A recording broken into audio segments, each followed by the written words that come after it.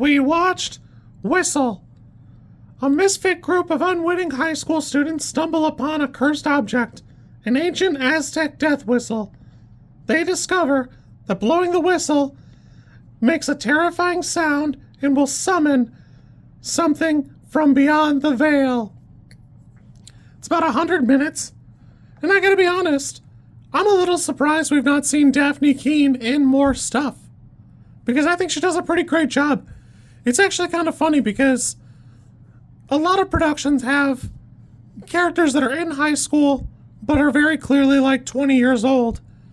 And this one does a pretty decent job of like, a couple of them are a little too old. Like, you can see that, but if you put a gun to my head and asked me, I'd have been like, I don't know, maybe Dafne Keen is 17. I don't know, man. It's possible. While it's not going to do anything to like revolutionize the genre, it does fit in with a lot of movies from like the 2010s where teenagers stumble upon a cursed object, some stuff happens, and they're doing their best to try and figure their way around it, they're out of it and stuff. I had a pretty decent time with this. I thought this did a pretty good job. The kills are pretty good. The effects look good. Worth noting that like Corin Hardy has a ton of music videos in his filmography, and I think it really helps. I really think it helps because like having that means you're focused a little bit more on the lighting.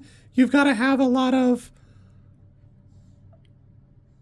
good idea of how to tell a story visually. You can't always rely on your characters to just yap and tell you what's going on. Sometimes you need them just to be moving on their own, using their body language and visual narrative to present what's going on in a story. I think it did a pretty decent job. I will say that the script is a little half-baked, but I don't know. I'm not sure how much better a script really needs to be for this kind of movie.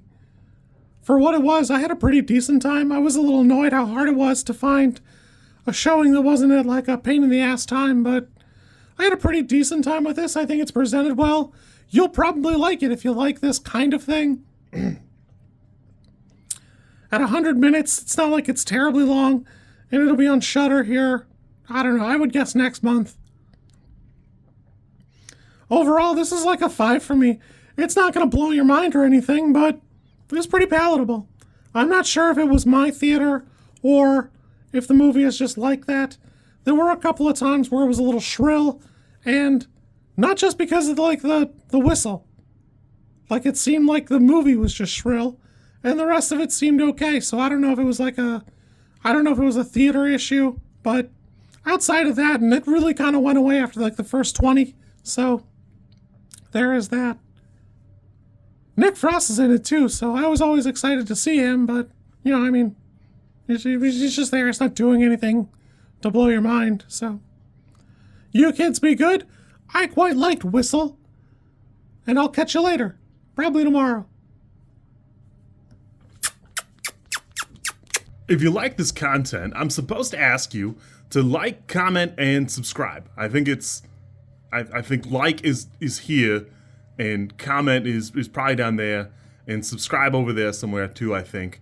I don't know how many times this like snippet is gonna make it into a video.